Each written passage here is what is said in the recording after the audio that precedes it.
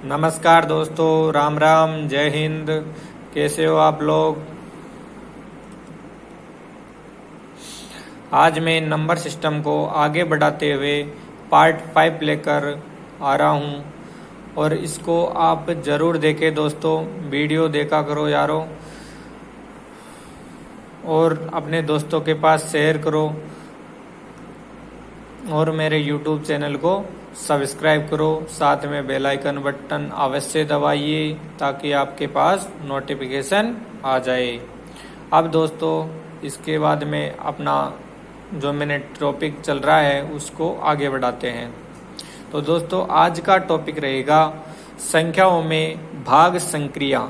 संख्याओं में भाग संक्रिया। दोस्तों माना किसी संख्या ए को संख्या बी से विभक्त करने पर भागफल ए तथा शेषफल आर है, तब क्या होगा? दोस्तों मतलब किसी संख्या को, किसी संख्या ए का मतलब किसी संख्या दी गई है, उसको संख्या बी से विभक्त किया जाता है तो भागफल ए और शेषफल आर बचा हुआ है, तब क्या करना है?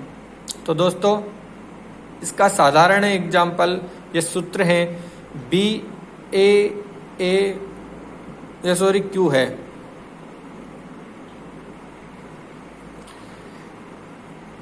तो बी ए क्यू और शेषफल यानी रिमाइंडर। तो दोस्तों ये भाजक है, ये भागफल है और ये भाज्य है और ये शेषफल है। दोस्तों मैं इसको लिख भी देता हूं ताकि आपको अच्छे से समझ में आ जाए। तो दोस्तों ये है भाजक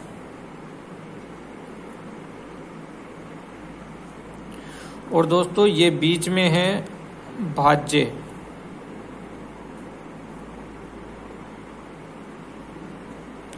और ये है भागफल।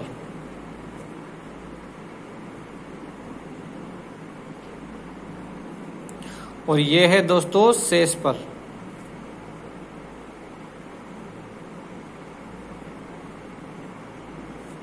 शेषफल। अब दोस्तों इनके बारे में इधर जानते हैं। तो ये इसका सूत्र होता है दोस्तों a बराबर बी क्यू प्लस आर, यानी a बराबर भाज्य बराबर भाजक गुणा भागफल प्लस शेषफल। दोस्तों इसके बराबर में क्या होता है? भाज्य, जहां पर शून्य से बड़ा रिमाइंडर यानी शून्य से बड़ा और बराबर रिमाइंडर हो सकता है, लेकिन रिमाइंडर से बड़ा भागफल होगा, भाजक होगा। रिमाइंडर से बड़ा क्या होगा? भाजक। तो दोस्तों इसका देख लेते हैं इंग्लिश में क्या बोलते हैं इनको। तो ए यानी भाज्य को डिवाइडेंड बोलते हैं, और बी भाजक, इसको डिवाइजर बोलते हैं, और क्यू दोस्तों भागफल को क्वोशिएंट बोलते हैं, और आर यानी शेषफल रिमाइंडर। तो दोस्तों अब आगे बढ़ते हैं इसके साथ में। तो ये दिया गया है कि शेषफल कभी भी ऋणात्मक नहीं हो सकता। शेषफल कभी भी ऋणात्मक नहीं हो सकता। यदि हम सुविधा के लिए शेषफल को ऋणात्मक बचा के रखते हैं तो दोस्तों शेषफल में भाजक को जोड़ दिया जाता है, यानी शेषफल कभी ऋणात्मक नहीं हो सकता। यदि हम सुविधा के लिए शेषफल को ऋणात्मक रखते हैं तो दोस्तों शेषफल में भाजक को जोड़ दिया जाता है। अब दोस्तों आगे बढ़ते हैं। घातांक वाली संख्याओं का शेषफल ज्ञात करना।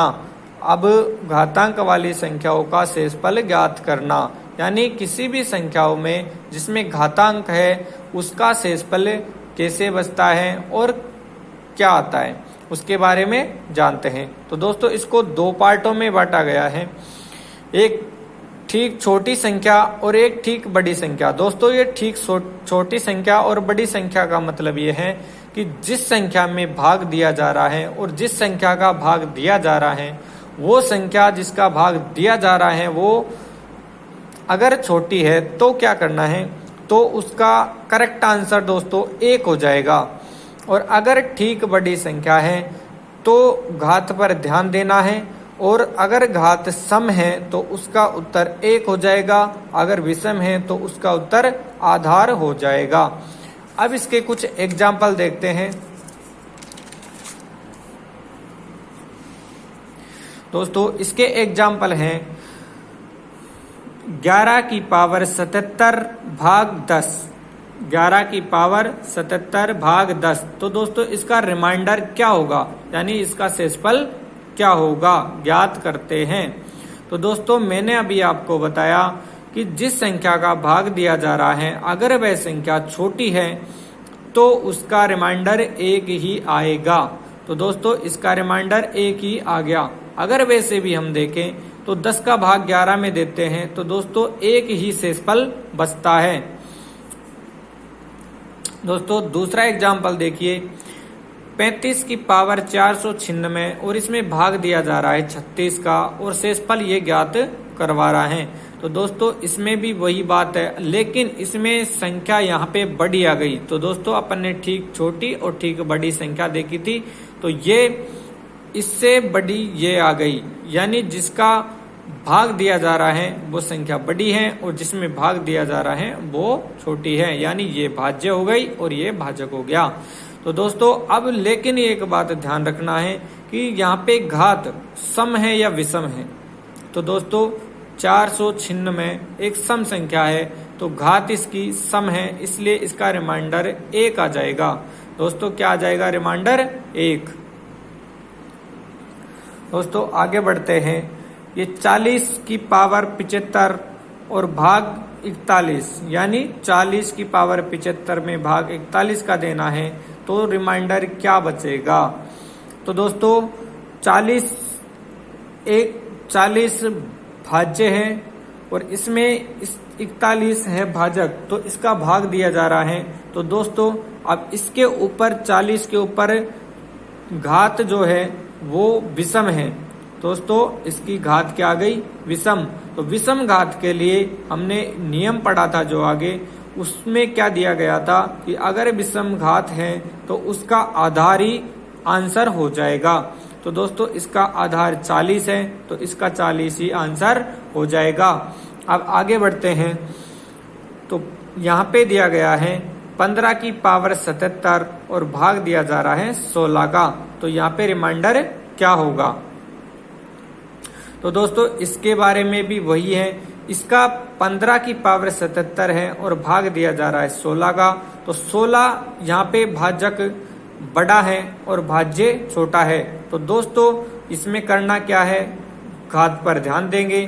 तो घात सम है या विषम, तो दोस्तों यहाँ पे घात विषम है। तो विषम है तो क्या हो जाएगा दोस्तों, आधार ही इसका आंसर हो जाएगा। अब दोस्तों आगे बढ़ते हैं, अगर आपको मेरा वीडियो पसंद आ रहा हो तो दोस्तों वीडियो को लाइक करें और शेयर करें और चैनल को सब्सक्राइब जरूर करें दोस्तों, और साथ में बेल आइकन का बटन अवश्य दबाएं ताकि आपके पास में मैं जितने भी वीडियो अपलोड करूंगा उनके नोटिफिकेशन आ जाए। अब दोस्तों पढ़ते हैं योज्य प्रतिलोम। योज्य प्रतिलोम क्या होते हैं दोस्तों, योज्य प्रतिलोम धनात्मक संख्या को ऋणात्मक में और ऋणात्मक संख्या को धनात्मक में परिवर्तित करना ही उसका योज्य प्रतिलोम कहलाता है दोस्तों, यानी प्लस वाली संख्या को माइनस में और माइनस वाली संख्या को प्लस में बदलना ही योज्य प्रतिलोम कहलाता है। अब दोस्तों इसका एग्जाम्पल देख लेते हैं। तो 5 का योज्य प्रतिलोम -5 हो गया, यानी 5 का योज्य प्रतिलोम -5 है। तो दोस्तों -3 का योज्य प्रतिलोम 3 हो गया।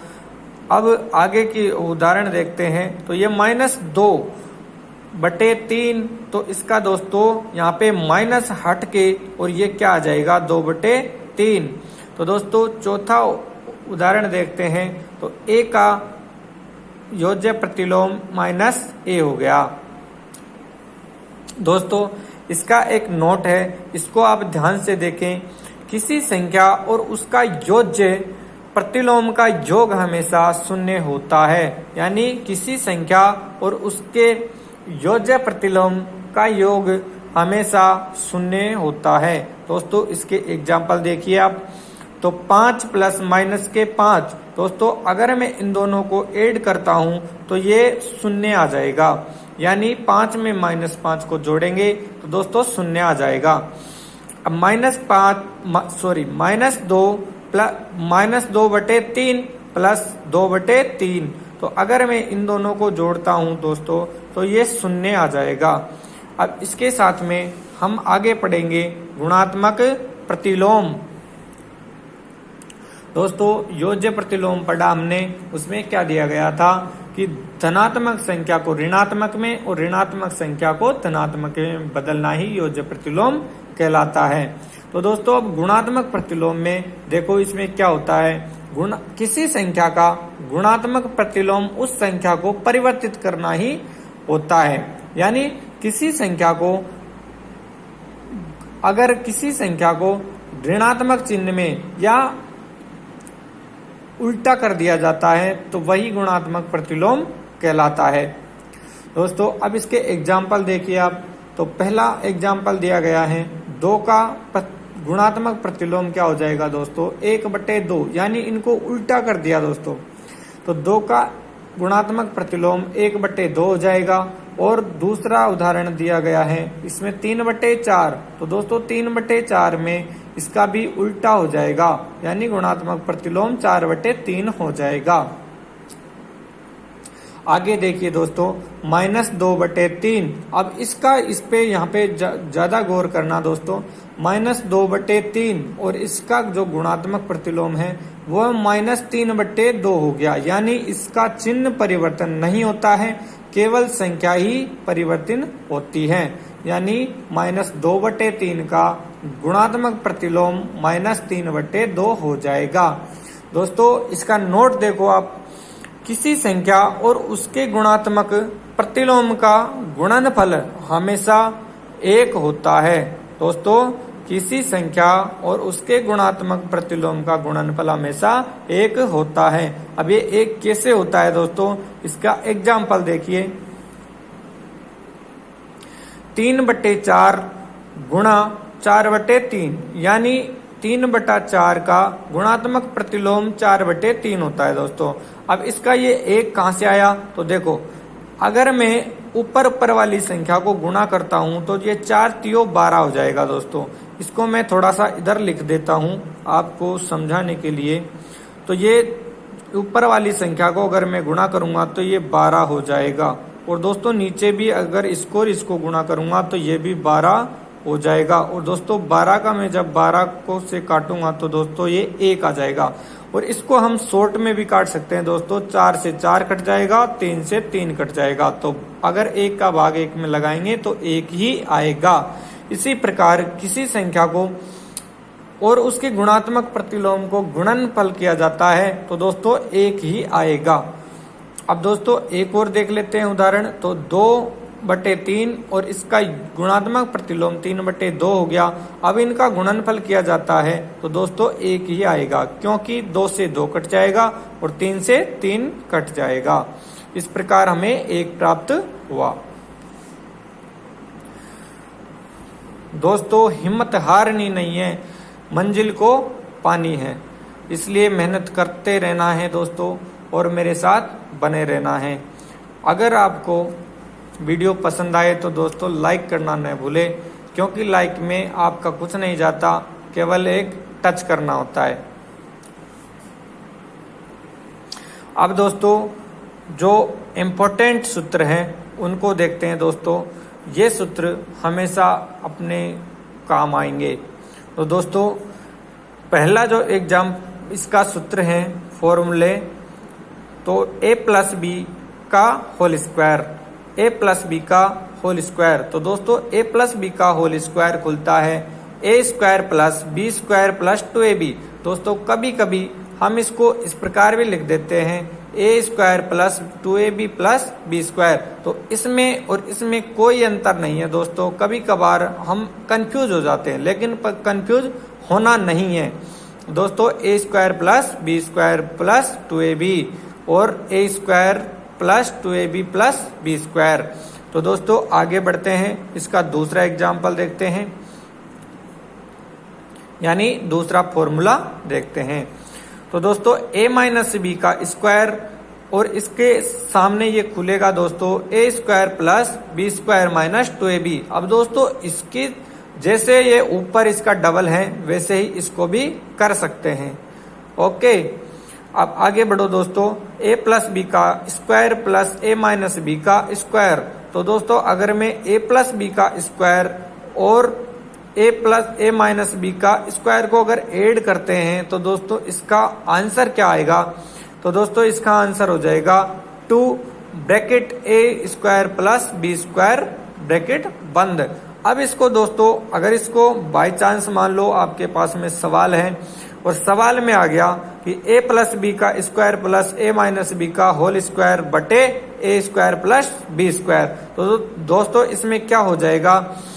2a plus a square plus B square बटा a square plus B square. तो दोस्तों ये दोनों कट जाएंगे और यहाँ पे अपना उत्तर आएगा वो आएगा 2। दोस्तों इसमें उत्तर आएगा जो क्या आएगा? 2। दोस्तों ऐसे सवाल अगर बिना देखे ही आप कर सकते हो। अब केवल ध्यान में इतना सा रखना पड़ेगा कि a प्लस बी का whole square plus a minus B का होल स्क्वायर बटा a square plus B square आ गया, तो उसमें उत्तर 2 ही रखना है। अब दोस्तों आगे बढ़ते हैं। अब अपना चौथा जो फॉर्मूला है उसके बारे में देखते हैं। तो दोस्तों ये है a प्लस बी का whole square minus a minus B का होल स्क्वायर। तो दोस्तों इसको जब खोलते हैं तो ये आएगा 4ab। तो दोस्तों अगर सवाल में आ गया कि a प्लस बी का whole square minus a minus B का होल स्क्वायर बटा ab, तो अब इसको कैसे करना है? तो इसका तो हो जाएगा 4ab और दोस्तों ये ab जो अपने पास बचा हुआ है उससे ab से ab कट जाएगा और अपने पास में बचेगा 4। दोस्तों इसका डायरेक्ट आंसर आप कर सकते हो 4। दोस्तों अब आगे बढ़ते हैं उदाहरण नंबर यानी फॉर्मूला नंबर 5। तो a minus a square minus B square. तो दोस्तों इसका एक सिंपल तरीका है, ये a प्लस बी और a माइनस बी। दोस्तों a प्लस बी और a माइनस बी हो जाएगा। आगे बढ़ते हैं दोस्तों, a cube plus B cube बराबर a plus B bracket a square minus A B plus B square. दोस्तों तो a cube plus B cube का क्या हो जाएगा? a plus B bracket a square minus A B plus B square. अब आगे बढ़ो, तो a cube minus B cube बराबर a minus B bracket a square plus A B plus B square. दोस्तों इन फॉर्मूलेज को आप जरूर याद करो, ये हमेशा काम देते हैं और किसी भी सवाल को करने के लिए ये बहुत ही सरल होते हैं। आगे बढ़ो दोस्तों, तो आपको अब पढ़ाता हूं मैं समांतर श्रेणी। दोस्तों समांतर श्रेणी क्या होती है? ऐसी श्रेणी जो समान अंतर से वृद्धि करती है, यानी समान अंतर से आगे बढ़ती है। दोस्तों इसका एग्जाम्पल देखिए आप, a प्लस डी और प्लस a प्लस 2d, ऐसे ही ये आगे बढ़ती जाएगी। तो दोस्तों यहाँ पे a प्रथम पद होता है और d ये सार्वंतर होता है, यानी इन दोनों जो एक से दूसरे पे जाती उनका अंतर कितना है? दोस्तों इन संख्या श्रेणी में अंतर समान ही पाया जाता है। तो दोस्तों सार्वंतर, दोस्तों डी को क्या बोलते हैं? सार्व अंतर। तो दोस्तों सार्वंतर निकालने का तरीका क्या है? b माइनस ए। अगर मान लीजिए यहाँ पे कुछ संख्या होती तो दोस्तों जो दूसरे नंबर की जो संख्या होती उसमें से पहले नंबर की संख्या को घटाना है, वैसे ही तीसरे नंबर की संख्या में से दूसरे नंबर की संख्या को घटाना है। अगर दोनों अंतर समान आ गए हैं तो दोस्तों वही हमारा सार्वंतर हो जाएगा।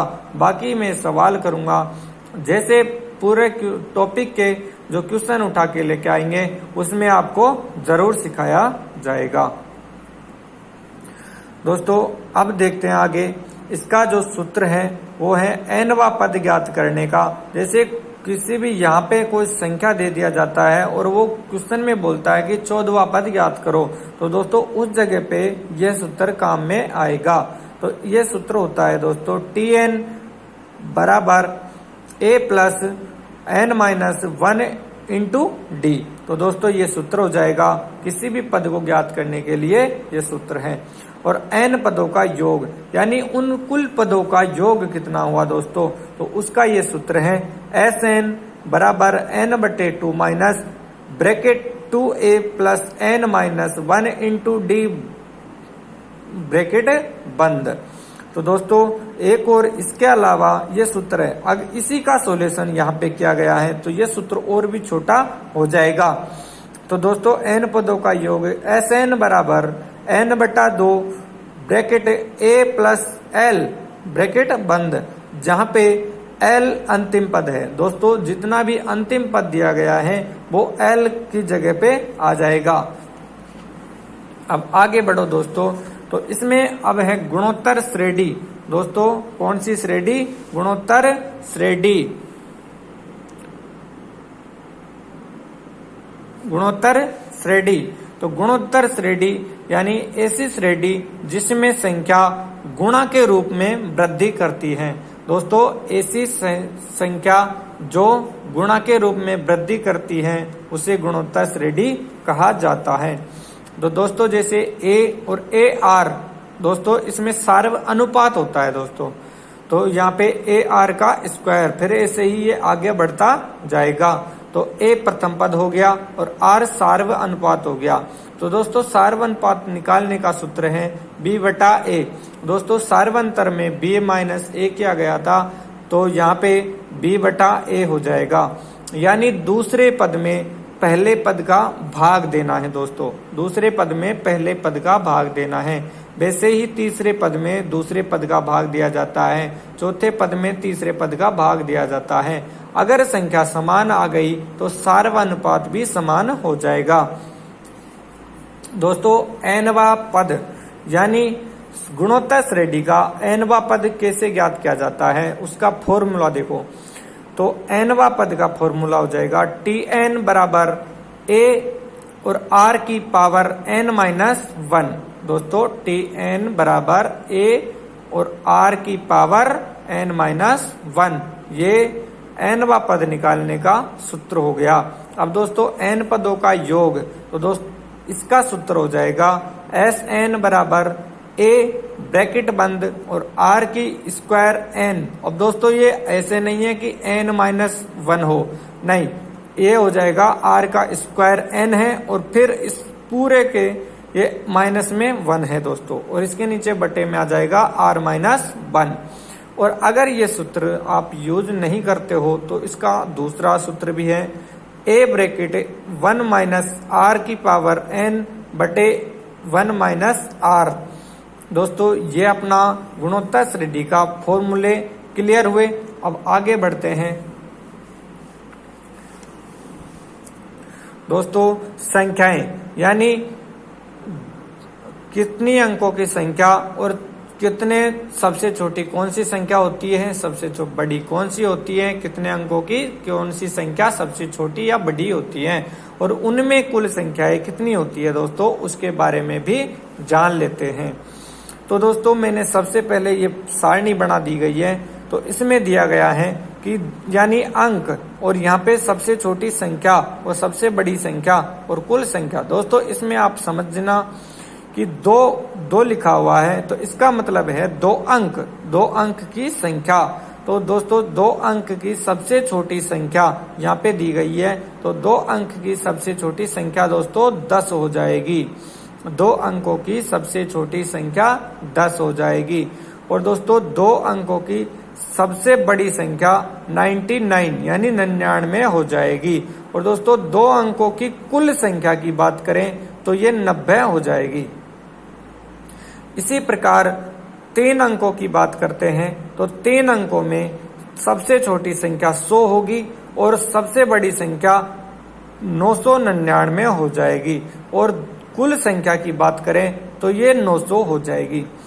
अब 4 अंकों की बात करें तो 4 अंकों की सबसे छोटी संख्या होती है दोस्तों 1000 और सबसे बड़ी संख्या हो जाएगी 9999 और कुल संख्या हो जाएगी 9000। अब 5 अंकों की संख्या की बात करें तो 5 अंकों की सबसे छोटी संख्या 10000 हो जाएगी और 5 अंकों की सबसे बड़ी संख्या 99,999 हो जाएगी और 5 अंकों की कुल संख्या 90,000 हो जाएगी।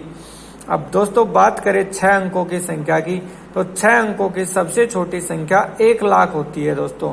और सबसे बड़ी संख्या की बात करें तो ये 9,99,999 होती है। और दोस्तों कुल संख्या की बात करें, 6 अंकों की कुल संख्या की बात करें तो ये 9 लाख हो जाएगी। दोस्तों इसी प्रकार हम आगे भी ऐसे ही ज्ञात कर सकते हैं। और इसका जो नोट दिया गया है वो नोट ये है दोस्तों कि n अंकों की सबसे बड़ी संख्या वह n प्लस मतलब किसी भी संख्या में एक को जोड़ दिया जाए तो अंकों की सबसे छोटी संख्या में हमेशा 1 का अंतर होता है। अब दोस्तों अगर आपको ये लैंग्वेज समझ में नहीं आई हो तो मैं इसको साधारण तरीके से आपको समझा देता हूं। यानी जैसे ये 2 अंकों की सबसे बड़ी संख्या कौन सी है दोस्तों? 99। दोस्तों 2 अंकों की सबसे बड़ी संख्या 99 है। वैसे ही इस n+1 का मतलब ये था कि ये 2 और अब इसमें अगर मैं एक और प्लस कर देता हूं तो ये 3 हो गया। और 3 अंकों की सबसे छोटी संख्या दोस्तों कौन सी है? 100। तो 2 अंकों की सबसे बड़ी और 3 अंकों की सबसे छोटी संख्या के मध्य 1 का अंतर होता है। दोस्तों यहाँ पे आप देखिए जरूर, ये 99 और ये 100 दोस्तों इसमें 1 का अंतर है। मतलब 2 अंकों की सबसे बड़ी संख्या और 3 अंकों की सबसे छोटी संख्या के मध्य 1 का अंतर पाया जाता है। जैसे अगर इसको ना देखते हुए आगे देखते हैं तो 4 अंकों की सबसे बड़ी संख्या 9,999 हो गई। इसी प्रकार 5 अंकों की सबसे छोटी संख्या 10,000 हो जाएगी। तो 10,000 और 9,999 में दोस्तों 1 का ही अंतर होगा। दोस्तों ये बात आपको बहुत ही अच्छे से समझ में आ गई होगी, इसमें कोई दिक्कत नहीं है। मतलब इसको स्पष्ट तरीके से मैंने आपको समझा दिया है। n अंकों की सबसे बड़ी संख्या वह n+1 अंकों की सबसे छोटी संख्या में हमेशा 1 का अंतर होता है। दोस्तों इसी के साथ आज का अपना टॉपिक क्लियर हुआ। कल जो भी होगा, जो भी टॉपिक शेष बच रहा है उसको मैं लेके आऊंगा। और फिर अब नंबर सिस्टम के प्रश्न कराने की बारी आ गई है दोस्तों। तो आप लोग अच्छे से मेरे साथ बने रहें और मैं बेसिक से चलूंगा दोस्तों, बेसिक से शॉर्ट ट्रिक की तरफ। तो दोस्तों आप लोग मेरे साथ बने रहें और मेरे वीडियो को लाइक करें और दोस्तों अपने दोस्तों के पास शेयर जरूर करें ताकि आप लोगों से मेरे को मोटिवेशन मिले। दोस्तों चैनल को सब्सक्राइब करें और साथ में बेल आइकन बटन अवश्य दबाएं। और दोस्तों जब तक हम संघर्ष जारी रखेंगे तब तक मंजिल मिल नहीं जाती, यानी तब तक छोड़ेंगे नहीं तब तक तोड़ेंगे नहीं। और दोस्तों मेरी एक लाइन हमेशा ही आप याद रखना, मंजिल ने हौसलों से कहा ये तेरे बस की बात नहीं, हौसलों ने मंजिल की आंखों में आंखें डालकर कहा चल झुट्टी इतनी तेरी औकात नहीं। यानी मंजिल की औकात हमको दिखानी है। दोस्तों इसी के साथ धन्यवाद। राम राम, जय हिंद।